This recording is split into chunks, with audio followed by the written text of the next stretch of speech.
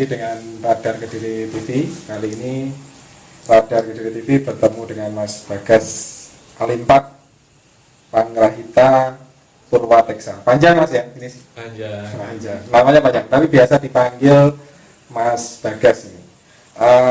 Mas Bagas ini merupakan wirausaha muda, umurnya baru 23 atau 24 ini? 23 ya. Asli Kediri, ini tepatnya di wilayah Blabak, Kota Kediri. Oke, Mas Bagas, ini kita akan ngobrol-ngobrol santai aja dengan Mas Bagas ini. Banyak yang ingin tahu ini gimana Mas Bagas ini bisa jadi pengusaha. Mungkin kalau urusan sukses atau enggak itu kan banyak orang yang bilang sukses, banyak yang enggak, belum gitu. Tapi bagaimana itu awalnya kok bisa jadi pengusaha? Itu gimana Mas? Lebih tepatnya waktu itu kelas 3 MTS ya Mas, bener-bener mulai itu.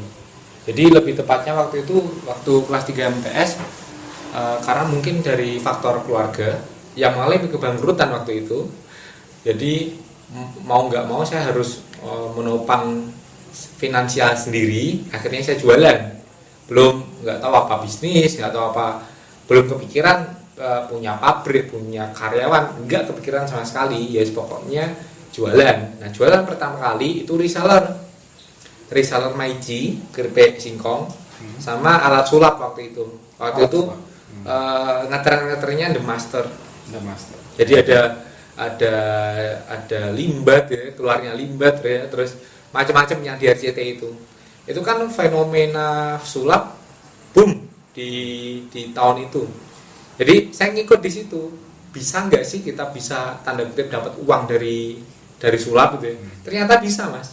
Bukan untuk pertunjukan loh, tapi ternyata di setiap sulap atau di setiap show-nya itu ada alat yang bisa kita jual. Contoh, dompet dibuka keluar apinya, di dalamnya ada alatnya. Nah, orang ketika takjub, keren ya, kamu mau keren sepertiku ya, ya ayo jualan, aku punya alatnya itu. Akhirnya beli. Begitupun kartu gitu ya, sulap kartu. Itu awalnya memang kepikirannya karena tren saat itu. Kan komunitas sulap jamur kan, seperti halnya sekarang komunitas sepeda dan semacamnya. Kenapa kok mereka berbondong-bondong beli sepeda? Ternyata di situ juga ada marketnya gitu loh. Jual rodanya, jual sadelnya, jual setirnya gitu. Nah, sulap juga waktu itu. Nah, saya nangkep peluang di situ. Sampai omset lumayan kenceng, kita supply di KMC, Kediri Magic Community di Kediri Mall waktu itu. Saya supply di situ juga. Kalau di kisaran kelas 3 MTS saya bisa dapat sekitar 2-3 juta per bulan itu bisa. Ini modalnya berarti? Kita tanda kutip dropship ya Mas. Dropship. Jadi PO kita beli karena dari modal sendiri emang nggak punya uang. Nggak punya modal. Ceritanya kok berani memulai itu gimana? Awalnya dulu. Kepepetnya. Kepepet. Kan emang dari faktor keluarga emang dari segi kondisi keuangan juga mepet kan. Mau nggak mau akhirnya jualan.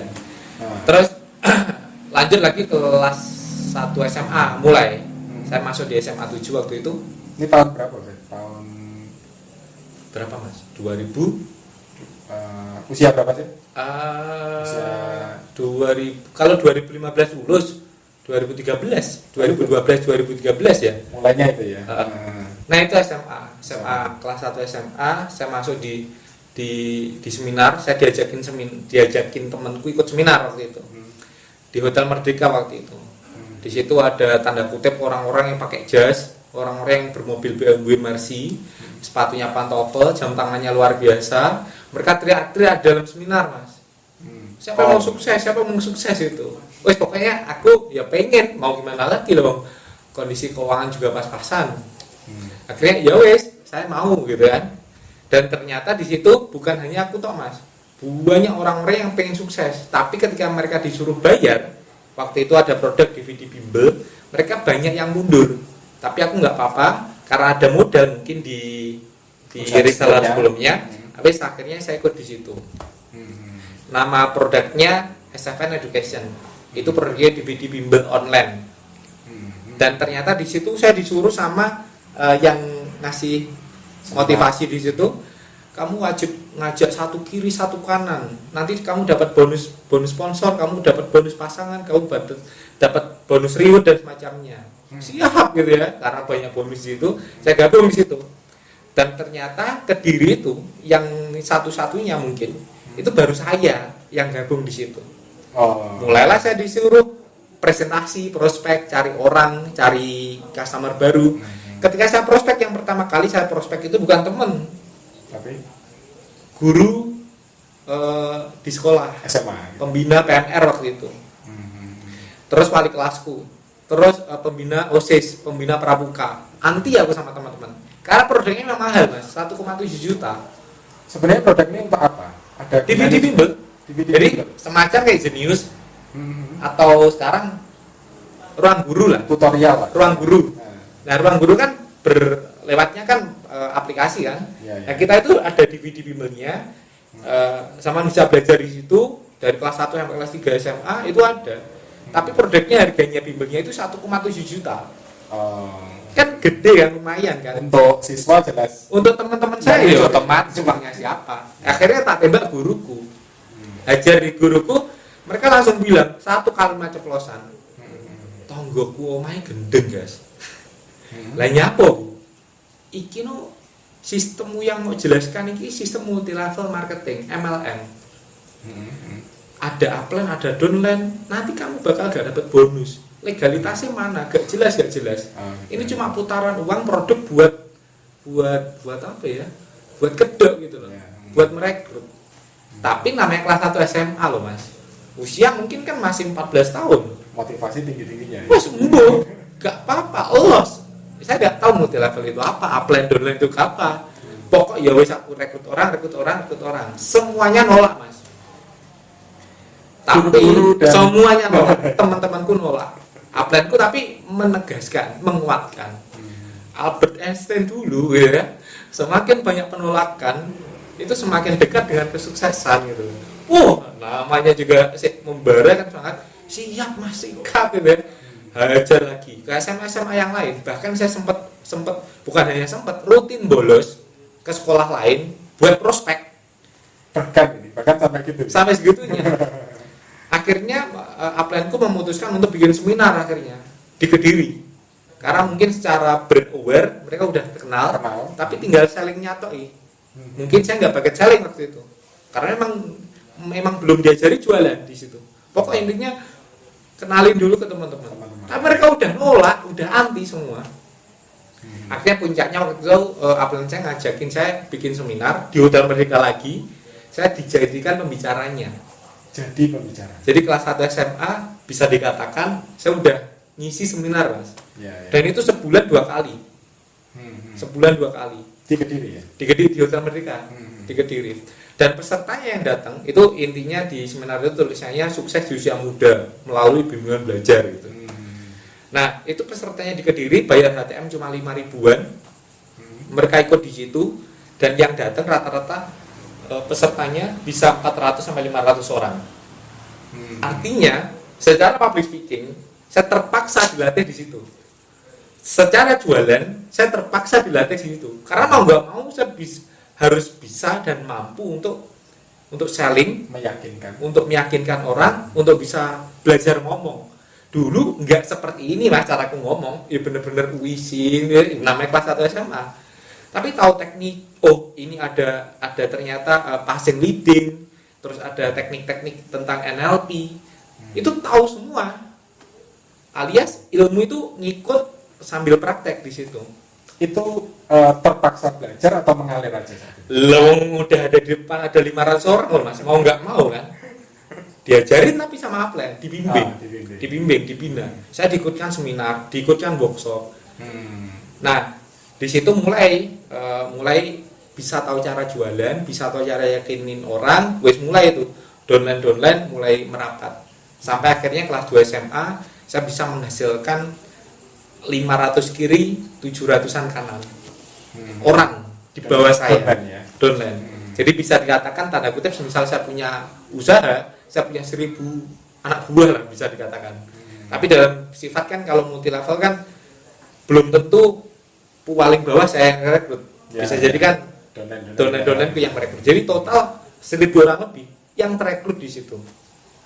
Sampai waktu itu, nah saya belajar tentang ilmu jualan, selling, terus cara memanage orang, terus apa itu ada orang yang sanguinis, koleris, plekmatis, melankolis, itu SMA kelas 1 kelas 2 itu. Jadi bener-bener jadi sampai oh cara gerakkan dia itu seperti ini. Oh cara gerakkan dia pakai seperti ini. Oh cara gerakkan dia lewat uang, lewat emosi, lewat perasaan. Itu ngelontok di situ Mas. Karena punya orang seperti itu mau nggak mau kan setiap orang punya karakter beda-beda. Mau nggak mau belajar di situ.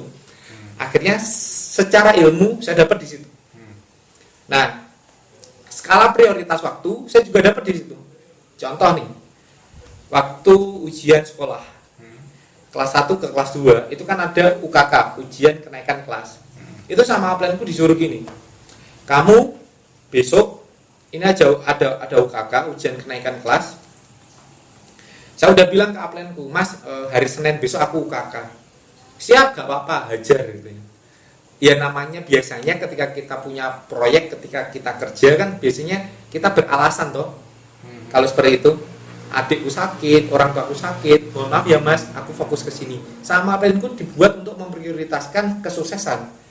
Jadi waktu itu kakak dia oke, waktu saya pamit, ternyata di hari Minggu malam, besoknya Senin, upline-ku bilang gini, kamu besok ke Jakarta. Belum pernah naik Garuda kan? Belum Mas. Kamu besok ini tiketnya Garuda, ini paket bisnis. Kamu ke Jakarta, di situ ada seminarnya Bung Chandra, Mary Riana, Tumde Semaringin, sama Andri Wongso. Itu idolamu tok.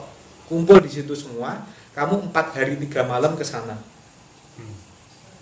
Loh Mas, besok aku kakak. Besoknya aku ujian Mas. Piye sih kalian ini maksudnya piye? Dan apaan cukup menjawab, ya prioritaskan yang lebih penting menurutmu. Ini jawaban gokil Mas, langsung merasuk di hatiku. Dan akhirnya saya memilih untuk berangkat ke Jakarta, bolos ujian. Dengan segala resiko. Dengan segala resiko. Artinya secara skala prioritas kita akhirnya benar-benar ketata gitu loh. Sampai sekarang pun akhirnya ketika banyak masalah, banyak ujian, itu udah ketata skala prioritasnya. Jadi nggak semuanya terus mabrek terus kita bingung kelimpungan gitu loh. Saat itu resiko yang dihadapi dipanggil guru BK. Saya di interogasi. Iya otomatis. Tapi untungnya bisa memilih ya. Jadi saya bilang nggak apa-apa, yang penting tetap naik kelas. Ya tetap saya bilang nggak mengulangi lagi gitu loh. Nah, akhirnya singkat cerita waktu itu dengan ribuan downline, otomatis secara cash flow kan kenceng. Mulai di situ kelas 3 SMA itu ternyata naik kelas 3 SMA, DVD Bimbel yang selama itu kita edarkan selama 2 tahun, ternyata DVD-nya bajakan Mas. Jadi secara legal itu nggak ada. Akhirnya saya benar-benar tahu kalau di bisnis itu bukan hanya halal, bukan hanya profitable, tapi pastikan punya legal. Ya. Dan di situ akhirnya, oh ya sudah, ini mungkin selesai di situ di multi level. Itu kelas 3 itu. Kelas 3 SMA. Tahunnya dari mana itu? Jadi waktu itu ini juga haru Mas. Saya waktu itu dari saya dapat telepon dari Jakarta. Dia nelpon ke kita kalau ternyata dia itu yang pemilik usaha realnya. Dan ternyata sama upline itu dibajak setiap materi pelajarannya, dibuatkan DVD bimbel itu. Ya sudah, selesai di situ. Itu berarti tahu dari upline gitu ya? Dari upline. Ternyata sudah ketahuan. Dan disitulah saya lost kontak sama mereka. Termasuk downline? Enggak, downline mereka otomatis kan tanda kutip menuntut. Oh iya. Enggak secara uang, tapi secara moral kan kena kan kita. Ya akhirnya karena saya punya tanggung jawab moral, tak ajakin bisnis yang selanjutnya. Apa itu? Namanya MMM. MMM. Itu bisnis komunitas. Ketika kita nitip uang ke sana, semisal 10 juta, 30 hari kemudian kita dapat 30%-nya alias 3 juta. Saya masuk di situ dan ternyata namanya money game, dan saya baru tahu itu kalau itu money game. Tapi ya bodo amat gitu loh, maksudnya tak hajar bleh. Karena yang pertama mungkin dari lingkungan, dari basic saya yang mungkin tanda kutip nggak terlalu deket dengan agama waktu itu, ya wes akhirnya tak hajar. Selama itu menghasilkan, ya wes, dan ternyata itu menghasilkan mas, sampai berjalan 6 bulan, sampai kelas 3 endingnya. Nah ini di ending terakhir nanti.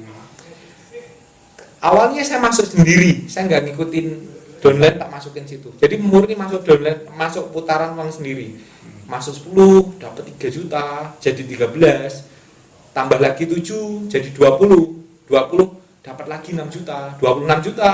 Tambah lagi 4 juta, 30 juta masuk lagi, dapat 9 juta. 49 masuk lagi jadi 50.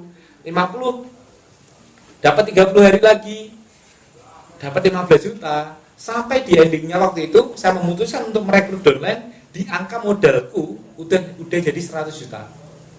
Jadi bisa dibilang per bulan itu dapat 30 juta, enggak ngapa-ngapain. Sudah downline kerja gitu ya. Itu udah langsung, ternyata itu diputar di forex, di money game, di judi online dan macam-macam mas. Ya. Akhirnya di situ itu tahunya itu diputar di forex money game itu setelah berjalan. setelah jalan, mereka baru ngomong gitu. Karena udah kecemplung ya mas, meskipun itu bergaul dengan komunitas, akhirnya kita tanda kutip mengalibikan proses. Ya. Contoh, makanya banyak pengusaha ketika gak apa-apa, ayo kita riba, ayo kita main bank, ayo kita hajar blade, yang penting kan kita sedekahkan gitu ya, yang penting kan untuk yatim piatu. Enggak, itu bullshit mas, kita jaga harus prosesnya. Tapi itu dulu, itu sekarang. Setelah setelah itu mas, tepatnya waktu kelas 3 SMA kan, kelas 3 SMA menjelang ujian nasional. Jadi bisa dibilang UNAS kan Senin. Hari Jumatnya aku memutuskan untuk merekrut investor. Untuk menambah lagi. Jadi udah ketemu males, ketemu culas. Ya. Culasnya gimana? Masih main di situ. Pokoknya aja deh, ada berkah dan semacamnya, pikiran duri lah. Yang penting hasilnya buat kebaikan gitu kan. Alibinya orang-orang seperti itu. Nah ini tak tunjukin gitu. Ketika Anda beralibi seperti itu, hati-hati loh. Nanti seperti aku loh. Nah seperti akunya seperti ini. Hari Jumat masuk, investor, mereka awalnya nggak percaya. Karena dia bilang nggak masuk akal. Ya emang nggak masuk akal. Tapi saya bilang nggak masuk akal tapi masuk rekening pak. Ini loh mutasiku selama ini. Masuk nggak masuk akal. Bahkan waktu itu saya akhirnya menjamin mas. Akhirnya menjamin dan total udah masuk. Total downline yang saya rekrut, ada yang tak jamin, ada yang nggak tak jamin, semuanya total 1,3 M. Ini berarti untuk invest lagi. Total masukin di situ. Dan yang tak jamin di situ, saya meyakinkan mereka dengan 10%-nya masuk ke aku, 20% masuk ke dia. Total kan 30 tadi. Jadi mereka akhirnya yakin di situ. Tapi kabar buruknya hari Jumat malam itu saya udah store ke sana. Plus modalku. Yang modalku selama ini plus profitku tak masukkan di sana. Karena saking yakinnya, dong selama 6 bulan dong kita dapat profit loh mas. Masuk di situ. Sabtu mulai input di websitenya. Hari Minggu websitenya mulai ketika kita ketik keluarnya internet positif mas. Oke gak apa-apa ya. Masih berpikir positif aku. Belum dapat loh selama ini kan. Senin ujian nasional hari pertama. Ketik lagi tetap keluarnya internet positif. Itu gelisah aku mas. Tapi tetap positif tetepan. Jadi masih 50%, yakin enggak gitu. Dan downline mulai resah. Ini downline-nya itu teman sebaya atau ada yang tua? Gitu. Ada yang tua. Yang downline mungkin yang multi level kemarin ikut. Tapi kan receh. 10 juta, 20 juta, ada yang 200, 300. Oh, ada gitu ya. Ada yang kakap. Total 1,3. Ya. Masuk di situ. Hari Selasa, mereka udah kontak aku semua. Delay karena harusnya Senin tetap bisa diakses, tetap tetap harus ada reportnya kan. Report profit meskipun belum bisa di withdraw, tapi minimal kan di website bisa login. Selasa enggak bisa. Itu hari Rabu aku wis gelap Mas, gak mikir lunas aku wis gak penting wis niki lurus gak lurus sembuh sak karepmu. Tapi masih udah sih, masih kerjain soal masih enggak wis pokoknya kumpulin setelah ya. Hari Kamis pemerintah menginfokan Kominfo gitu. Kalau masih ingat di sini 2015 itu situs porno, multi level abal-abal, judi online, money game forex, semua diblokir sama pemerintah. Dan itu uang saya di sana, modal saya di sana, investor saya di sana. Mereka tahu infonya, mereka tahu beritanya, hancur lebur, uang hilang, relasi hilang, reputasi hilang, nama baik hilang. Yang saya lakukan kabur Mas. Jadi saya sempat waktu itu nonaktifkan HP. Nonaktif, jelas. Semua wis aku nonaktif. Akun-akun apa nonaktif? Passwordnya semua nonaktif. Orangnya juga kabur ini. Jadi wis pokoknya menghilangkan lah. Nah akhirnya karena stres, ya semisal sama di posisiku ya piye gitu ya, dengan posisi seperti itu. Soalnya. Dan akhirnya ya sudah, karena besok pokok aku sampai gini loh Mas, teman tahu nggak, semisal mau tidur ya nggak mau besok itu ada hari gitu loh Mas, pernah ngalamin kayak gitu saking buntu gitu loh Mas. Semisal hari Kamis ya kita tidur di malamnya, ya Allah Jumat gitu loh, sampai segitunya wis pokoknya nggak mau wis pokoknya sampai hari esok gitu. Itu takutnya lebih ke bertanggung jawab ke bertanggung jawab. Mereka mungkin udah tahu ya, karena uangnya bukan saya yang mengalihkan. Tapi secara ya mau nggak mau, kamu yang minta itu. Tapi ada ternyata beberapa nggak apa-apa, rela mereka, karena udah tahu resikonya hack return. Tapi mereka yang tanda kutip saya ganti modalnya dan semacamnya tadi, ya itu yang ngejar. Ya wis lah di situ. Sampai berapa bulan ini Mas mengalami hal itu, atau pendek aja waktunya? Lumayan pendek ya, sebulan Mas. Cuma galau sebulan ini galau gelap. Galau kan orang putus cinta Mas. Iki wis putus harapan Mas. Jadi kalau orang kan getarannya kan jatuh cinta kan bergetar juga Mas. Ini getarannya wis gak karu-karuan gitu. Ya wis lah akhirnya mulai di situ. Selama sebulan ini menyepi kan atau pokoknya hilang gitu aja dari enggak. Selama sebulan gini Mas, karena di Montreal udah terdidik keras yo. Penolakan.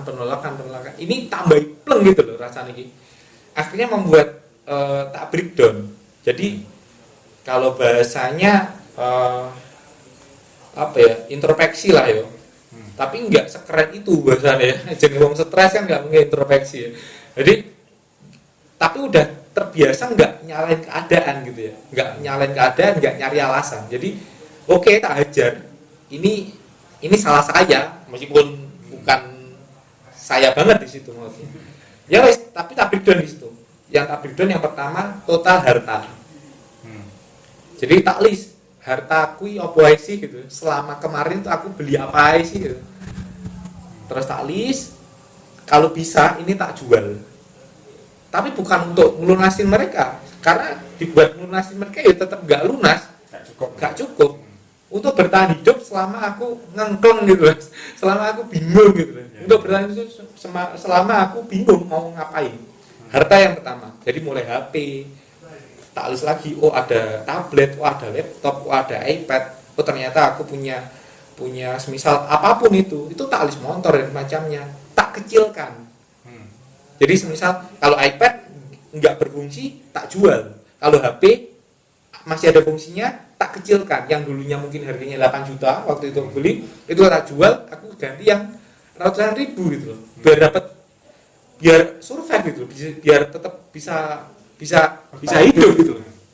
Pokok wes bodo amat, aku nggak ngelunasin dulu lah, pokoknya untuk aku dulu. Tak selamatin dulu. Karena aku wes selamat, mereka tak selamatin gitu loh. Itu yang pertama harta. Yang kedua, total pemasukan. Jadi aku harus notal aku ini punya apa gitu.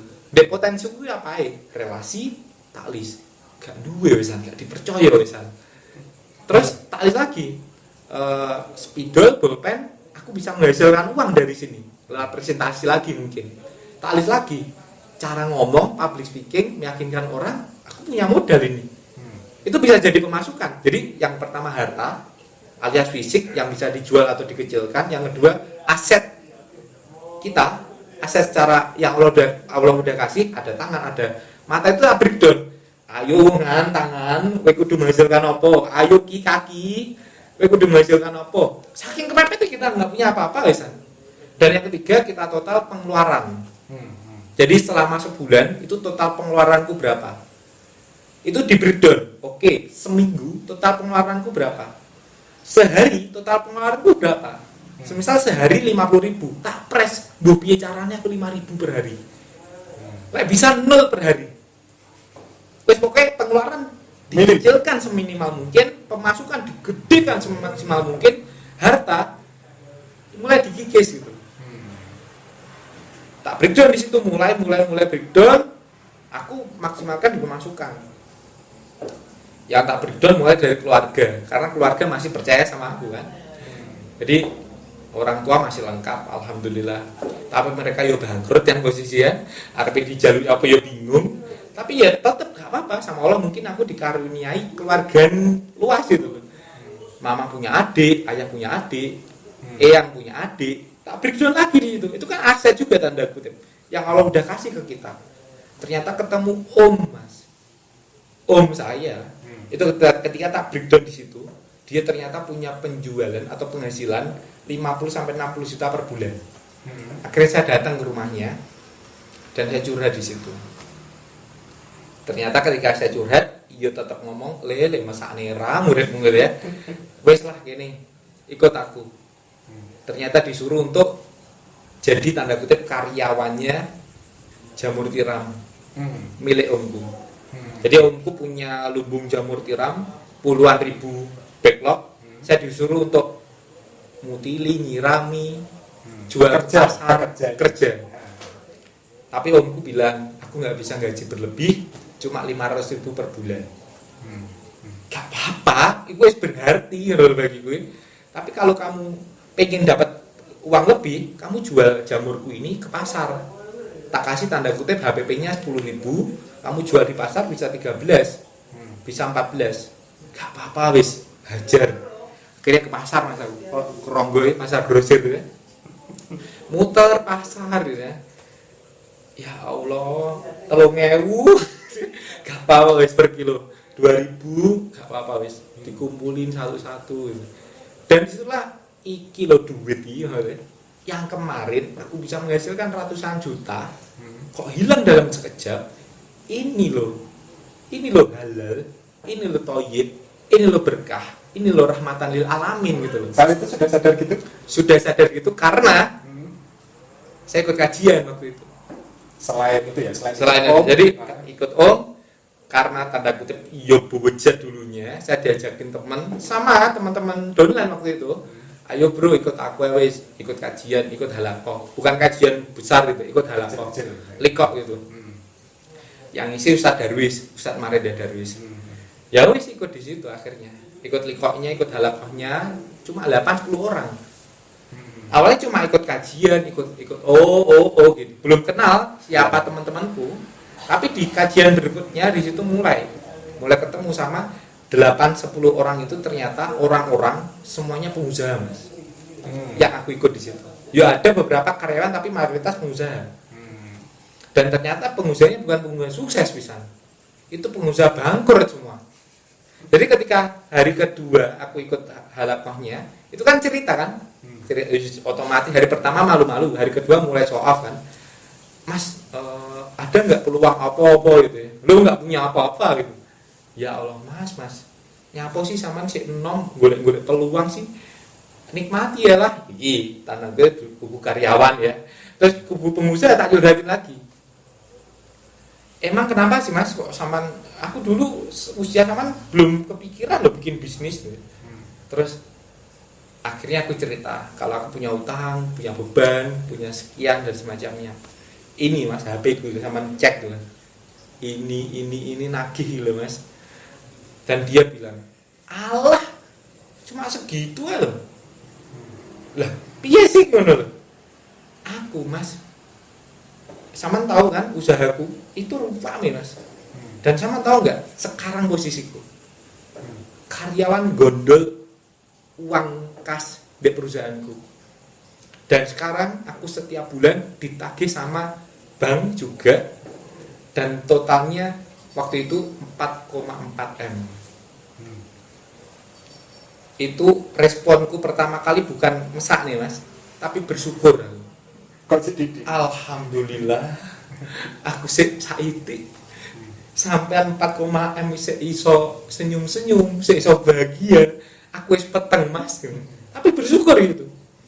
Terus lagi pengusaha yang lain tak tanya, aku Mas sekarang posisiku iki loh, dikasih surat bukti untuk diceraikan sama istrinya. Ini yang lain ya? Ini yang lain, pengusaha lain, diceraikan sama istrinya. Dan nggak diakuin sama anaknya. Intinya hak asuh anak di istrinya. Berapa Mas? Kok iso ngono piye Mas? Utangku 6 M. Alhamdulillah ya, bersyukur aku Mas. Dan ternyata semuanya di situ punya utang.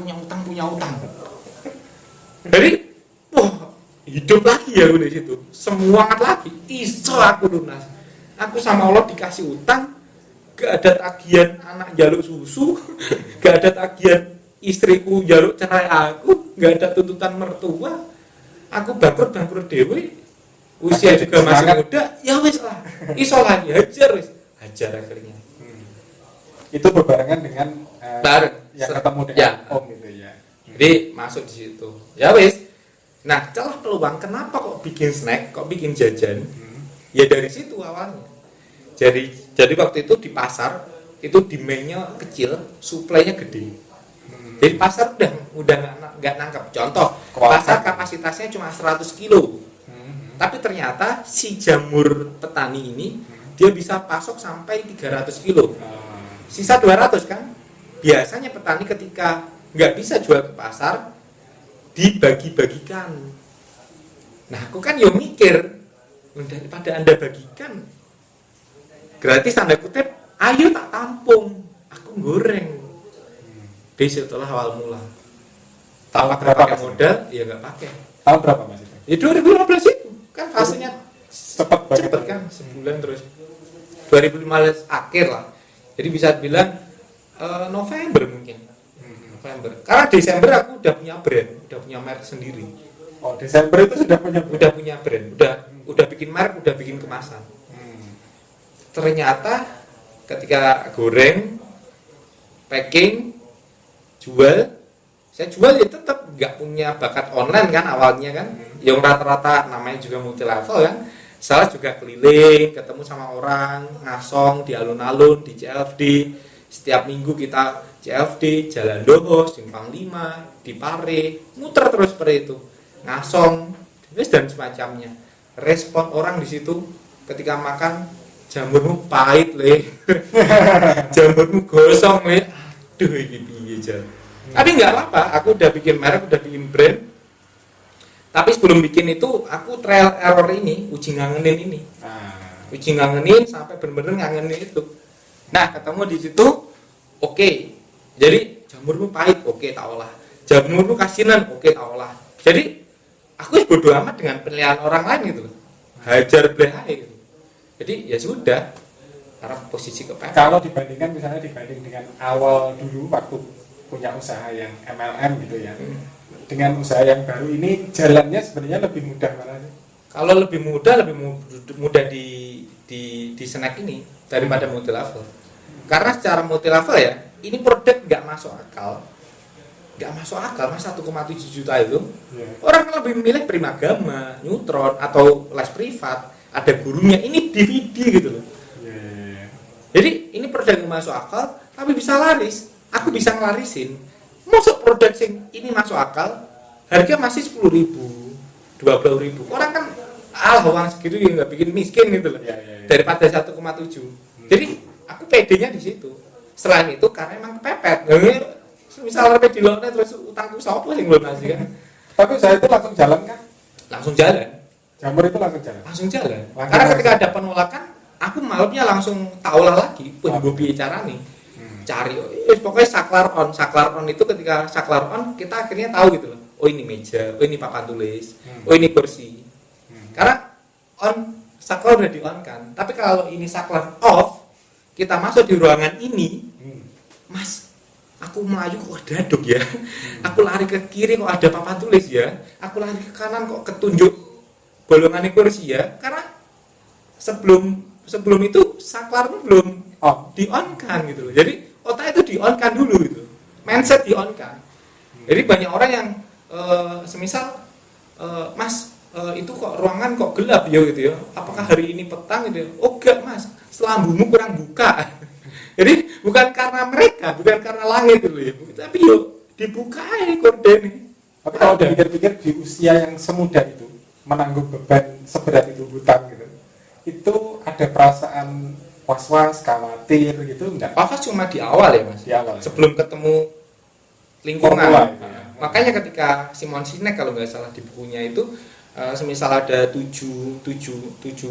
kurva di sini, yang awal yang paling penting sebelum kita mengubah mindset itu yang kita ubah environment alias lingkungan. Baru lingkungan kita ubah, nanti atasnya ini kita akhirnya punya habit atau kebiasaan yang akhirnya berubah. Ketika punya habit, kita akhirnya punya skill yang akhirnya juga berubah. Skill nanti masuk ke value diri kita, masuk ke identity kita, masuk ke mindset alias belief, yakin, percaya. Contoh nih, sholat duha ya. Kalau lingkungan kita orang pemabuk, kok ya ngomong sholat duha, maghrib pun mereka nggak sholat bahkan. Kalau gitu, gimana cara ngubahnya? Lingkungan yang diubah. Akhirnya kita tahu, oh sholat duha. Ketemunya sama lingkungan yang sholat duha, akhirnya kita rutin sholat duha. Akhirnya jadi habit. Rasanya semisal kita setiap hari ketemu lingkungan itu duha terus, besok gak ketemu, rasanya duhanya kayak kita nggak sholat maghrib gitu. Kayak wajib. Kok iya ya, kan jadi habit. Habit akhirnya jadi skill itu kebiasaan yang diulang-ulang. Akhirnya mau nggak mau ya wes aku jam 8 nih waktuku sholat duha, mau arpe rapat, mau arpe meeting itu kayak nih hati ki nolak loh. Semisal kita diajakin aku jam 8 nih teng duha wayahe gitu. Masuk ke value itu akhirnya orang menilai kita, oh iki rajin duha karena akhirnya identiti kita pengusaha duha Sandiaga Uno itu kan identiti. Tanpa perlu dia ngomong orang udah tahu, oh itu bahkan orang menghargai kita. Bro, kowe gung duha loh bro, meskipun dia nggak sholat, tapi karena identiti kita tahu dia duha, ya sudah. Akhirnya membentuk belief kita kalau duha itu memperlancar rezeki, duha itu mendekatkan rezeki kita, mendekatkan relasi kita. Itu kan belief Mas. Kalau orang belum ketemu belief itu, duha ya sekedar jumpalitan jungkajung kita. Tapi kalau itu udah belief, makanya kita sedekah yang tanda kutip secara nalar uang malah berkurang tapi bertambah. Itu kan belief, keyakinan. Nggak ngomongin tentang agama loh yang lainnya. Ya. Tapi itu belief, keyakinan. Nah sama seperti itu. Jadi ya kita akhirnya membelief, aku iso lunas gitu. Karena lingkunganku seperti di tahap awal, di tahap bawah lingkunganku seperti itu semua. Akhirnya lunas kan? Lunas 2019. 4 tahun. 4 tahun. 4 tahun. Itu plus keluarga loh. Maksudnya? Ada utang keluarga juga. Ada utang keluarga juga. Itu termasuk yang lunas 2019 Semua. Ketika lunas semua, usaha jalan rasanya? Sama Mas. Kalau dibilang plong, sedikit plong. Tapi balik lagi, ketika saya lunas atau sebelum lunas ya, itu tanggung jawab kan di kita, di saya. Saya mau nggak mau wajib kaya, bukan untuk pribadi, tapi untuk lunasin utang. Tapi untuk tahap melunasin utang, kapasitas produksi kan naik Mas, karena penjualan naik. Loh, penjualan naik untuk lunasin utang kan? Secara logika penjualan naik, produksi kan naik. Produksi naik, sumber daya manusia naik, SDM-nya naik, asetnya naik, karyawannya naik. Lah kalau karyawan di sini, apalagi orang masuk ke kita itu syaratnya dia yatim atau piatu, alias yatim atau piatu atau yatim piatu. Terus ketika mereka tanda kutip, saya emang ngefilter orang-orang seperti itu. Ketika masuk ke sini tanda kutip ya, mereka kan punya masalah di rumah. Biasanya loh. Jelasnya yang pertama faktor finansial. Ada yang rumahnya mau ambruk, ada yang kena hujan bocor kamarnya, ada yang motor kredit, ada yang punya ternyata rumah tapi sertifikatnya di bank. Dan itu tak tanya satu persatu mas, setiap karyawan itu. Impianmu apa, goalmu apa, ketika dapat gaji kamu mau ngapain. Ini secara sadar dilakukan untuk memfilter karyawan. Tujuannya Jugirat yang bilang daripada kita tanda kutip ngelatih orang skill kemampuannya, mending kita melatih orang soleh atau orang baik untuk kita latih skillnya gitu. Daripada kita ngelit orang yang punya skill, ngeliding orang yang punya skill atau pokoknya benar-benar berilmu, secara praktek dia brutal, ugal-ugalan, tapi secara attitude dia buruk. Mending saya lebih baik ngefilter orang yang attitude-nya baik, baru tak kasih skill di situ, tak kasih ilmu di situ. Makanya saya di situ ijazah nggak penting di laporan di lowongan kerja.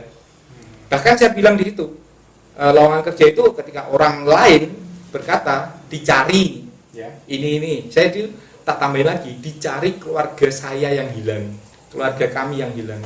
Jadi orang udah mindset dia butuh keluarga. Makanya di sini ketika ada satu orang produksi sakit, yang lain itu kangen mas rasanya.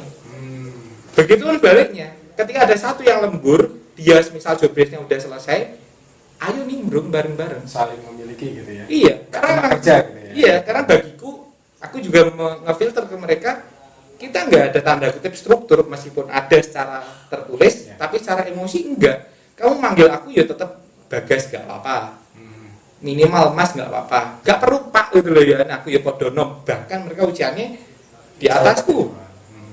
Jadi ya gitu, itu budaya, kulturnya seperti itu. Kemudian bisnis jamur ini berkembang. Itu kemudian sampai ini kan penjualan juga seluruh Indonesia bekerja sama dengan sejumlah pengusaha bahkan artis Mas Bagas ini ya. Ini gimana itu awalnya kok bisa kepikiran mengembangkan bisnis sampai ke sini? Kenalnya mereka pengusaha artis-artis ini dari mana? Awalnya sebenarnya ikut seminar ya mas.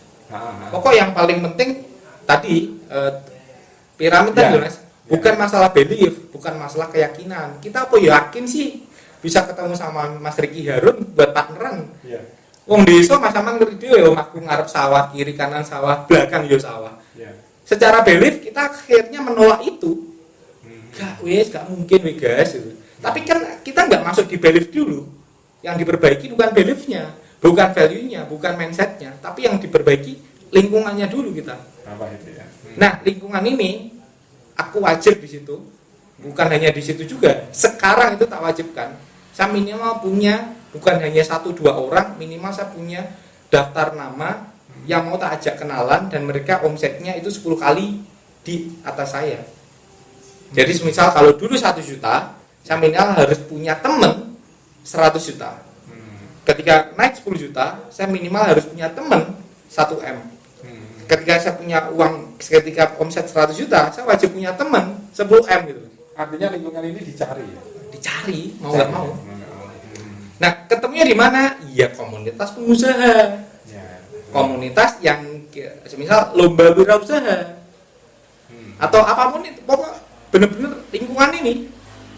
Akhirnya ketika kita ketemu lingkungan, hampir tiap hari bahkan ketemu sama mereka, yang diomongin mereka, bro transaksi 2M ya, bro transaksi 3M ya, bro alhamdulillah aku dapat vendor close deal malam ini 10M ya. Yang dulu aku mungkin 10 juta, 20 juta. Ikut mikir, ikut masuk ke mindset, ikut masuk ke belief. Oh. Akhirnya ketika 1M, 2M wajar gitu.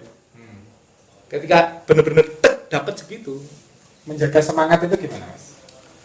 Menjaga semangat balik lagi kalau kan dulu awalnya mungkin semangatnya karena membayar hutang. Nah, kemudian kan pasti berkembang semangat itu. apapun itu profesi juga. Itu dimulainya jangan kita mulai dengan what-nya. Jangan how-nya. Jangan who-nya, jangan when-nya, jangan where-nya. Jadi misal aku pengen buka bisnis, gak usah dipikir where-nya, jangan dipikir where-nya dulu. Di mana ya Mas letak strategis, jangan dipikir. Siapa ya Mas partner yang cocok buatku, karyawan yang cocok buatku, jangan dipikir dulu. Atau how to-nya, gimana ya Mas caranya bisa sukses? Gimana ya Mas caranya bisa laris 1000 piece, 100.000 piece, 200.000 piece? Jangan dipikir itunya dulu. Atau when, kapan ya Mas waktu yang cocok buat launching? Gak usah dipikir dulu, jangan dipikir dulu. Pokoknya jangan mikir itu semua, kecuali yang paling penting kamu harus tahu why-mu apa. Kenapa kamu sukses? Itu dulu yang pertama itu. Kenapa kamu wajib kaya? Kenapa kamu wajib punya 1M? Kenapa kamu wajib punya 10M? Kalau kita punya why dan akhirnya strong way itu kuat, strong way itu menguat, kita akhirnya tahu Mas, tujuanku punya 1M buat lunas utang. Utang sudah lunas, tujuanku harus punya 1M buat karyawanku. Yang tadi loh, utang mereka, tanggung jawab mereka, beban-beban mereka. Jadi akhirnya kita tahu, bulan depan kita wajib 1M yo bro. Tim, bulan depan 1M ya. Cash wajib ya, profit ya. Bukan untuk aku. Kamar ada, rumah ada, mobil ada, motor ada. Apa sih yang tak buat-buatku ya? Umrah haji, yes, itu simple itu loh. Tapi mereka. Nah, terus bagaimana menularkan ke mereka? Saya sharing Mas. Jadi sharing profit di sini ke mereka. Jadi saya bisa sharing itu brutal. 2% omset itu tak bagikan ke mereka. Omset loh, bukan profit loh, bukan cash loh. Jadi omset itu kotor. 2%-nya berapa? Tak bagi ke mereka. Atas dasar apa itu? Ya balik lagi. Kita itu sama Allah itu bukan buat, kita diciptakan bukan untuk menjadi manusia baik, tapi diciptakan Allah untuk menjadi sebaik-baik manusia. Yakni mereka yang banyak manfaatnya. Makanya balik lagi, cari bisnis bukan hanyalah halal, bukan hanya legal, bukan hanya thayyib dan berkah, tapi rahmatan lil alamin. Alias ketika mereka packing, ya Allah ini untuk utang ibuku lunas.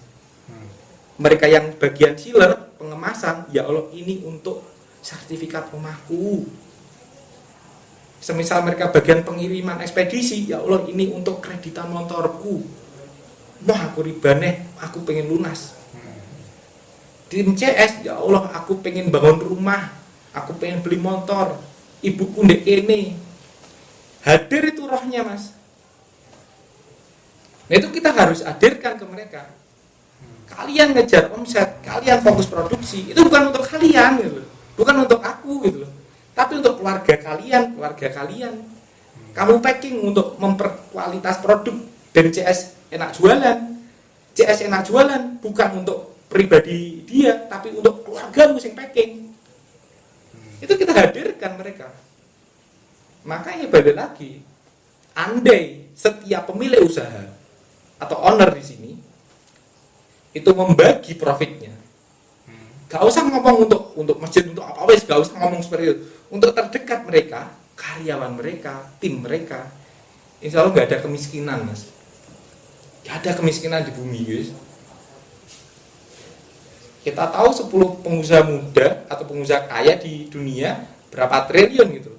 Andai gak usah semua gitu, 5% dia bagi untuk timnya, untuk karyawan, untuk OB, untuk satpamnya, untuk sing nyuci piring. Aku yakin OB-nya itu wis naiknya wis welfare Mas. Kesadaran seperti ini terbentuk karena lingkungan juga. Lingkungan, karena mau nggak mau Mas. Lingkungan di sini saya memetakan jadi dua ya. Yang pertama itu kita wajib kenal, bukan hanya kenal loh, akrab bahkan sama orang-orang yang kaya. Tapi jangan dilihat mereka ngasih uangnya, tapi lihat bagaimana cara dia dapat uang, mindset dia dapat uang, pola dia dapat uang, buku apa yang dia baca, YouTube apa yang dia lihat, film apa yang dia tonton, strong way apa yang membuat mereka bisa kaya. Itu yang kita belajar. Dan juga teman yang kedua, mereka yang mungkin penghasilan kita di bawah kita. Saya pulang dari futsal, saya biasanya ikut tarkam. Saya bisa lihat di tarkam itu kok yo ngomong masalah omset sih urunan wih loh. Mereka yo bingung mas, bukan karena mereka nggak punya uang loh, bukan mereka nggak pengen urunan loh, mereka nggak punya uang loh. Aku lihat di situ ada strikerku ya, jebol sepatu nih, tarkam mas, kawan-kawan di lapangan, ini besok kan, lapangan di sini. Ketika tak tanya, keluargaku ini, dan itu tiap hari aku ketemu, tiap sore aku ketemu. Belum lagi guru ngaji, belum lagi guru likok, belum lagi guru halakoh, ustadz. Kita tahu sendiri, nggak mau mas dibayar uang, dibayar beras, dibayar pisang, itu alhamdulillah gitu. Naik motor juga seadanya, rumah juga seadanya. Yakin toh tanda kutip kekayaan kita buat pamer sama teman kedua? Kan nggak mungkin. Aku kesana ya nggak ngomong omset. Aku bahkan mereka juga nggak tahu usaha aku apa. Nggak tahu aku partner sama Ricky Harun gitu. Karena emang nggak layak aku ngomong ke sana, gitu loh. Tapi secara pengeluaran aku belajar dari mereka. Cara makannya, makan yang dia beli apa, pakaian yang dia beli apa, sepatu yang dia beli apa, sandal apa yang dia beli. Gak mungkin ketika mungkin teman keduaku mereka sandalan, tiba-tiba aku datang dengan Nike. Gak mungkin mereka kaos oblong, tiba-tiba aku datang dengan Supreme. Akhirnya mau gak mau, ya secara pola kehidupan, saya ngikut mereka atau pengeluaran. Gak mungkin aku di Pizza Hut setiap hari. Aku tetap ngemper sama mereka, angkringan sama mereka, marung sama mereka. Ngirit mas akhirnya kan, dan terus aku gila terusan. Nah, uang ini bukan untuk kita, balik lagi. Dong semuanya, kita udah mengimani halalnya dihisap, haramnya diazab, ngeri mas. Kalau goalnya udah di situ, ngapain kita? Ngeri yang akhirnya disadari setelah perjalanan sekian lama. Iya. Proses lah. Iya betul. Ya proses itu. Mas mungkin ini bisa pesan untuk para pengusaha muda atau mereka yang baru memulai usaha, ketika ditempa kemudian goyang jatuh gitu, apa pesan-pesan untuk mereka? Kalau khususnya teman-teman yang anak muda ya mayoritas di sini, karena saya juga masih muda, saya juga nggak mungkin mau nasihat yang lebih tua kan. Kalau nasihat atau pesan-pesan kayak harus meninggal. Ya teman-teman nasihat untuk teman-teman sepantaran atau di bawahku ya. Ya mungkin cuma satu pesan ini ya. Jadi lebih baik kita kehilangan masa muda kita daripada kita kehilangan masa depan kita. Itu mas. Gitu ya. Oke, terima kasih Mas Bagas. Ya. Atas obrolan santai sebenarnya ini ya obrolannya. Santai Mas Bagas ini seorang pengusaha yang memulai benar-benar dari nol, bahkan dari minus ini. Dari nol. Jadi makanya teman-teman banyak yang bilang, mas aku nggak punya modal bikin bisnis. Nah Mas Bagas ini minus. Anda ini nggak punya alasan nih, bukan nggak punya modal Anda itu, nggak punya mental. Ngaku-ngaku modal buat alasan. Mental itu penting. Oke. Terima kasih. Selamat malam Mas Bagas atas obrolan santai di Bincang Jumat pada Kediri TV kali ini. Terima kasih. Assalamualaikum warahmatullahi wabarakatuh. Waalaikumsalam. Jangan lupa like, komen, dan subscribe channel ini. Radar Kediri TV,